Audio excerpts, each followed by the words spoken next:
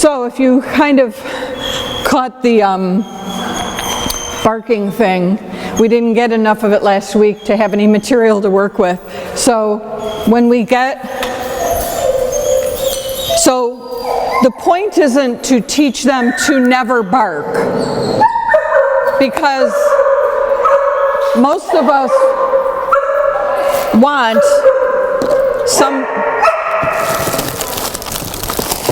want some barking to take place. I might spray something near you that will be a loud hissy sound, so I just didn't want you to jump. I don't care if I startle him just a touch. Nice. So, there we go. So, we don't want them to not do any barking, because a big part of, I think, what we want is we want a dog to be barking at the right time. Someone's in my backyard checking my meter, or somebody's at my front door and I didn't know, or something. But many times they don't know how to have good judgment. So then we want to come in with whatever command word we're going to use. Quiet, hush, no bark. I prefer quiet and hush because it's just a big boom sound like that.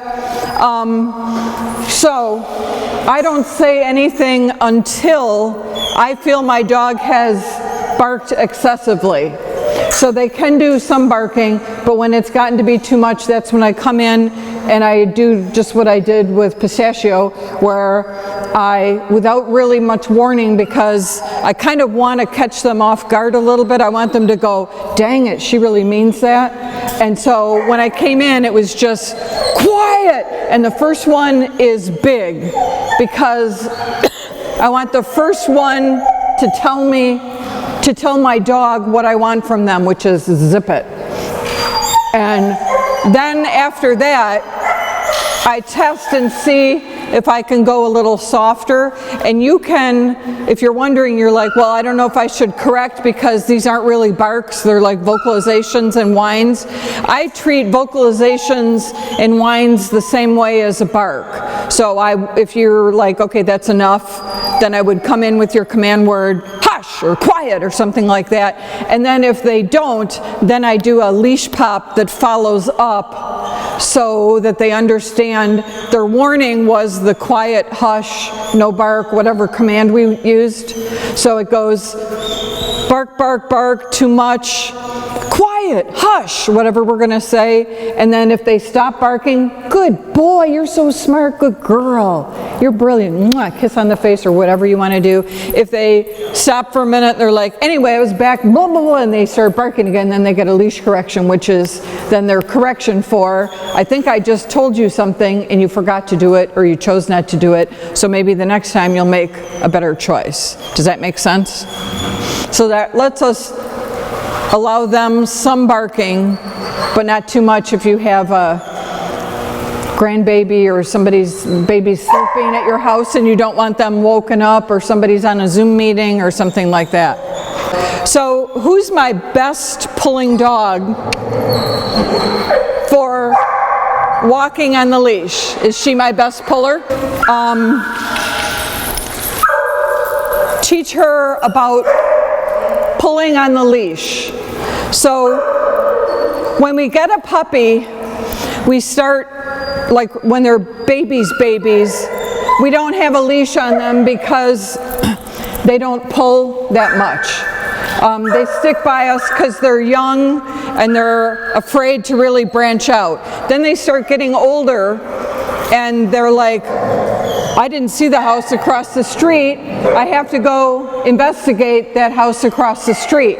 So then they start moving away from us, and that's when we start thinking they need a leash because we need to keep them near us. So we start thinking about the leash as that thing that we use to keep them back near us.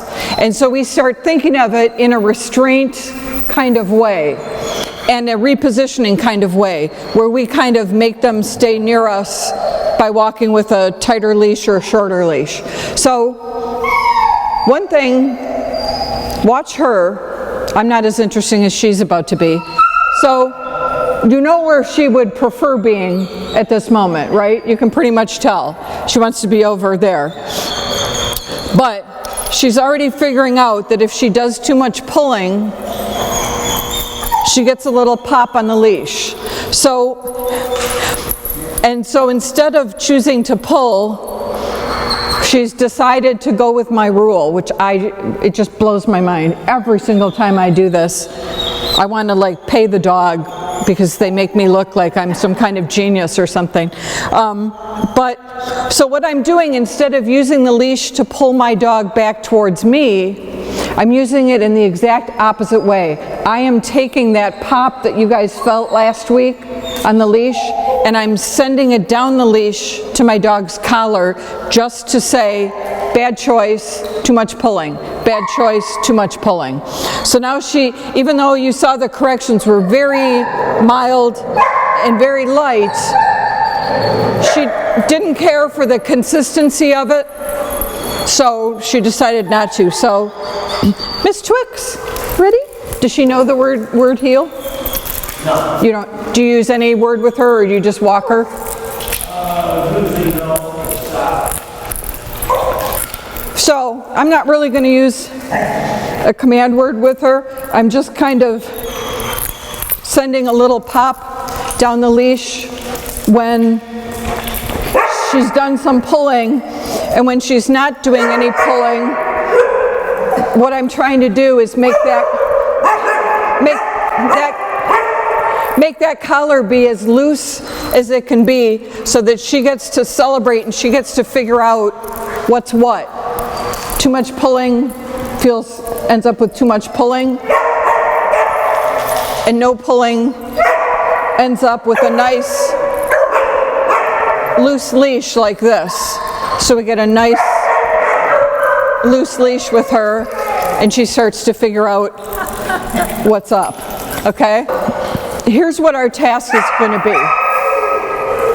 So feel free, because we're here for dog training, feel free, do not feel embarrassed. If you have to bellow, do you use quiet or hush or, okay. So I'm going to hang back here and I'll be the bellow, so I don't want to startle you or you. But we're here for dog training, so if you need to bellow quiet or hush, by all means. Instead of getting a dirty look, I'm probably going to high-five you from across the room, because I'm going to be like, that was good. We're like, I'm very sorry.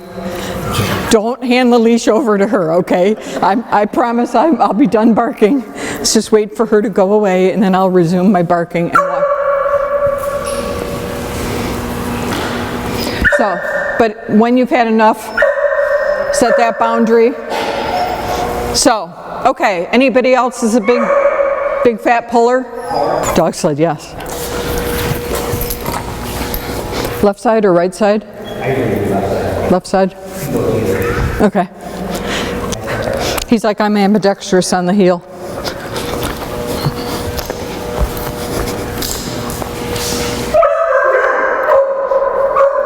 So he's kinda, you get the mixed bag with him.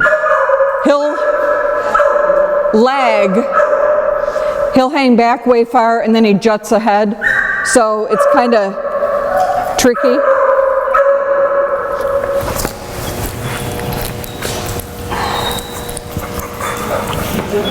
Come on. There you go.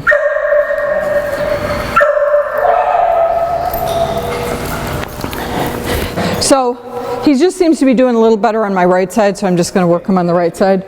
So again, I'm trying to let him have these segments where he gets loose leash, because I want him to do the math and figure out, and he's really just distracted by these other dogs. Come on, buddy.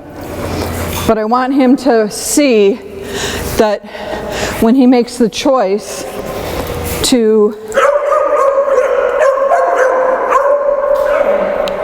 leave things alone and not notice things and not do so much pulling, that he's getting some nice loose leash. So anytime we're doing these corrections, it's just going to be a quick, short snap, and then we're going to try to resume back to, and we're going to try to send looseness down the leash. So, I'm going to break it down in like step 1, step 2, step 3, so it feels a little more concrete to you. So, almost every one of these dogs is going to pull because you can double that easily. I mean, you can say it the way you always thought you couldn't say it. But you're only going to do it when you need to, and then in time when your dog is like, oh, I remember your command and it's very bossy. You're not going to always have to be super bossy, but we want him, we want him to know it's there. We want him to have a basis to respect you, because that's all we want from him is just the respect. So, almost all these dogs are going to pull because dogs are hardwired to forge, which means go out in front of you and pull. They want to be the first one to the contraband, to the water, to the food if they were out in a pack, to all the good stuff. So he or she who's last, who's tardy to the party, doesn't get any cupcakes or anything good. It's all gone by that time. So they're all like, hurry, come on, come on. So we're trying to say to them, there isn't a party. And if there's cupcakes at my house and you can have one or whatever. So we're teaching them not to pull. So decide for yourself, whoever is walking the dog, decide how much pulling is too much pulling on your left arm or your right arm. At the point at which you get too much pulling, you want to pop the dog in the leash. And you want to remember what we talked about last week. If the leash is already tight, because your dog is pulling you and trying to make you go faster, remember that what you want to do is the opposite of what you think, which is you want to lean in to make the leash slack so that you've got a little extra to deliver that crisp snap on the collar. That's all we want to do. So, and then your job is to say, okay, was that enough of a correction for my dog? We don't want to go heavier than we need. We don't get any extra points for that, but we just want the correction to kind of land in just the right spot where they're like, oh, okay, there's a new rule in town. Okay, I'll try. Okay, I forgot for a minute. All right, I'll try again. I forgot for a minute. And that's okay. They're not going to go in 5 minutes from walking without rules to like healing like a police dog. That's just not going to happen that way. So it's going to be a process, and you're going to have to find your way through it, and your dog's going to have to find your way through it. But the first thing is decide how much pulling is too much pulling for you. At the point you get too much pulling, try to send a little snap down the leash. And if your dog stops and glances at you, turns back at you, that's kind of marking that they heard the correction and they experienced the correction. Or you might just see them choose to slow down, and I'm all about reinforcing them for picking the right spot too. That's another way I think we can let them know it's like, this is right where I want you. Good boy, that's it, that's right there. And it's funny because sometimes if we sweet talk them, they're just walking by our side and they're like, yes, and another, I know I am fabulous, yes I am. And they just listen to you, and we're not in any show, so you can talk to your dog as much as you want. So, any questions? I got it. When you're walking the dog, like she likes to sniff, go everywhere, so is that correction time as well? While we're doing this healing walking, so in competition, if you ever watched an AKC show, the final product of what we're teaching them, and we might not, we'll get very close to it, but the final product would be that your dog is standing near you. We're going to use my invisible dog. So the dog is standing near you, the dog on this invisible leash, and I say, Sparky, heel. And Sparky comes over to because I do the left side too, comes to my left side and sits down. And then I say, Sparky, heel, and we start walking. And Sparky the dog takes their shoulder, which is just straight up the front legs, up there, and that shoulder lines up with the seam on my pants. The reason I go along with that position is a practical one. So, can I borrow Mr. Pistachio for a moment? So, if I had Mr. Pistachio, hey buddy, and he gets this out far out in front of me, and I want to make a left turn, I can't because he's too far out in front of me. So if I keep him back, and he's back like this, I can make a left turn and keep him, and he's not getting collided with me. So that's the reason. If they get way, you can if they try to cross into you, but if you just correct them and keep them in this area, they won't get too far. The other thing that happens, and you may have experienced this, when they get way far out in front of you, can I borrow Bane for a moment? If we let him, oh yeah, we're gonna do the prong collar.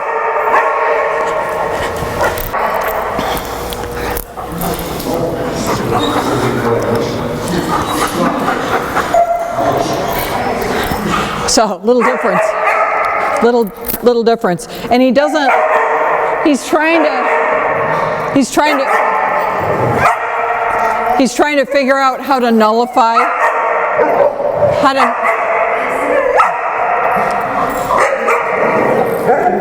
do a big giant one, bellow as loud as I did. Hey! Thank you.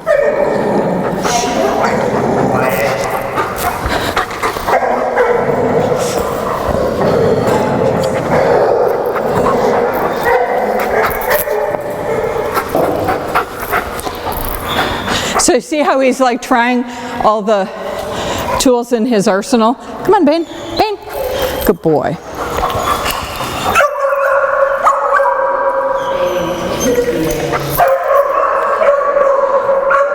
If he gets too far out in front, if any dog gets too far out in front, what happens is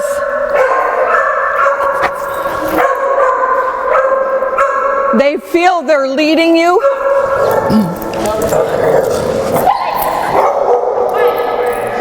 They feel they're leading you, and they're like, just stay with me. And they feel they're running the show, which is how Bane is. He feels he's got the show. So now he's kind of used up about 80% of his tricks, and he's mad and he's frustrated. And so we're about at a little bit of resignation. Good boy, look at you. So the whole point was to show if they get way far out in front of you, you're not even in the picture anymore. And they're like, I don't have to consider you. And they're kind of saying to you, you move at my pace. I call the shots. I'm the one that says, and with a dog like him, we don't want any more of that than he endows himself with, because he's so big and he's so strong and he's just good at what he does. Help me. Yeah, neener. He's like, help me, Mom. So I think you're going to be pleased with Mr. Prongy, and no, you don't get to go over there.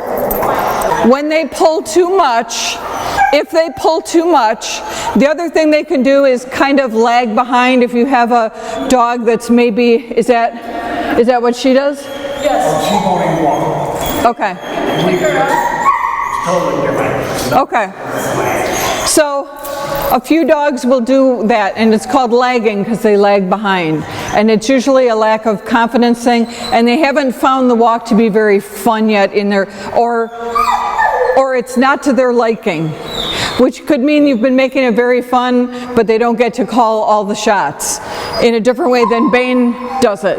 Bane wants to call all the shots too, and Twix wants to call all the shots too, and so it's like a lot of times when we say you don't get to call all the shots, they're like, well then I just hate the walk. I'm just not even going to enjoy the walk. So what I'm going to do is we're going to divide the group up into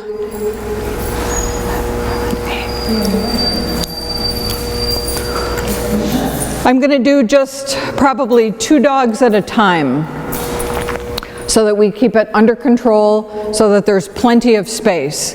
So those of you who are doing dogs, remember like last week, here's the parameters.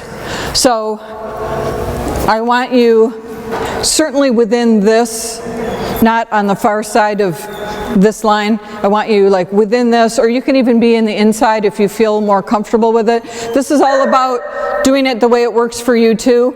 So if you feel like, hey, I want to make sure I've got control of my dog and they're not dashing out to try to get to the other dogs on the outside, you position yourself however it works for you. So we're going to have you do probably 2 laps around the gym. You'll come short of this line, so you'll just stay back here and you'll stay within the parameters of this line here, and we'll do about 2 laps just with 2 dogs.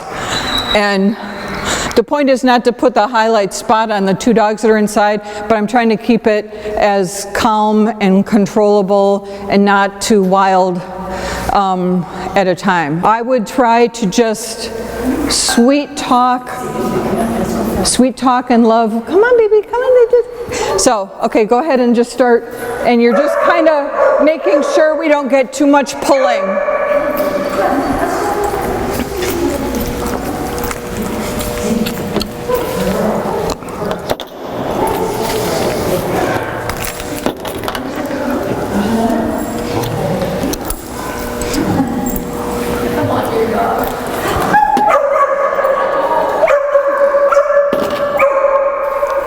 Here we go.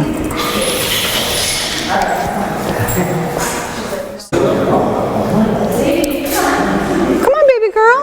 There's a girl. That's a good girl. That's a good girl. There you go. Very good. So again, we've got youth, we've got a personality that like really doesn't want to be in the middle of the room. But again, they're not all supposed to be the same way. So Pistachio here is, you heard the blast of air. So Pistachio's probably going to get a little blast of chilly air to the rumpus area if we have too much of it, but now that I'm standing here, that's not going to happen. So do I have another pair of dogs that would like to try? You would like to try? Anybody else? Do you want to try? Oh, no, look, this is just right, yeah. Okay, can I just go out and play? See, isn't it good to go first? There's no expectation. Always. And I knew she was good. Oh, hello, there we go. Oh, my Lord. And what's funny is if you reach down, you see that little white, the vaporized air, that's where Pistachio got the little rumpus. So I bet we're going to think twice about barking some more. So while she's walking nicely, I try to let her have a little looseness. Yep, because she's not abusing it. Good old power steering for puppies, huh? Yeah. The Golden has power steering on too. Now, I know at the beginning when this is your first time doing it, it's a lot to think through. And so we have a tendency to walk at a pretty slow pace. The slower the pace is, the harder it is for a dog, and in particular a puppy. So at the point at which you feel comfortable to... Face off the floor. He wants to... If he's doing some sniffing, yep, I would just... Can I borrow him? Yeah.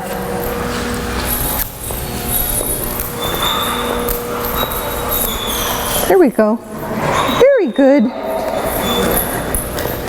So it's just, and I'm literally, it's such a light flick. It's really just, it's just kind of like a nudge, huh? Uh-huh.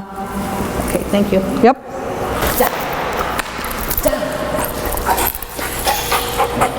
And if he gets too jerky like this too, sometimes we have to follow it up with a follow-up correction. Good. Good. You see how he is so smart as to put his paw on that leash and that collar every single time to try and nullify it? He's like, I don't want to follow rules. Yeah, he's like, I don't want to follow rules. Yep.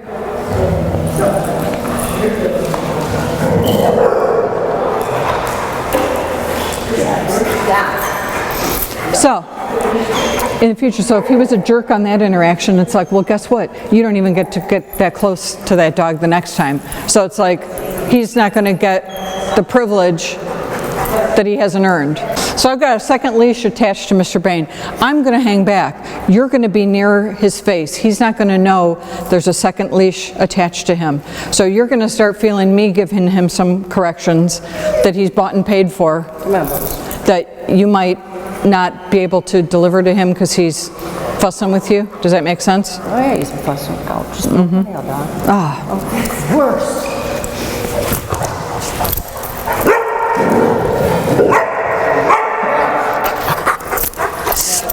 Yeah, we've been giving him a meat. Stop! She's like, sorry. So we're gonna go, but we're not going, he doesn't get to go as close and see his friend because he was kind of a jerk about it. I know how that feels the first time you're doing it. It feels all kinds of ragged. It feels very unput together for the most part. And it just doesn't feel like your normal walk. It feels like a lot that you have to think about, I think, right? And you're like, now do I correct him? Did I correct him enough? Did I correct him not enough? Did I, whatever. So we're just kind of looking for a general overall reduction in pulling.